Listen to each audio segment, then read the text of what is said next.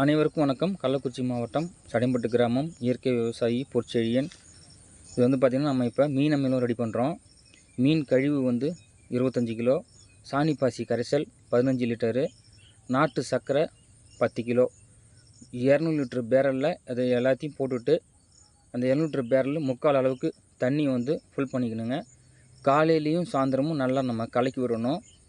இது வெயிலே தான் வச்சு பயன்படுத்தணும். சாணி பாசி கரைசலில் ரெடி பண்ணுறதால ஃபுல்லாக அந்த மீன் கரைஞ்சிருங்க.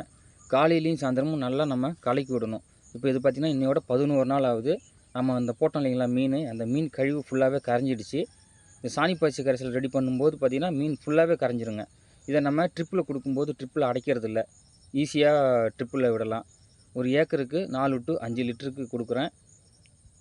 யூரியாவே தேவையில்லை. இது ஒரு இயற்கை உரங்க, இயற்கை உரம். யூரியா பயன்படுத்தவே தேவையில்லை. இதை நீங்கள் பயன்படுத்தினீங்கன்னா கரெக்டாக 10 to 11 நாளில் ரெடியாருங்க.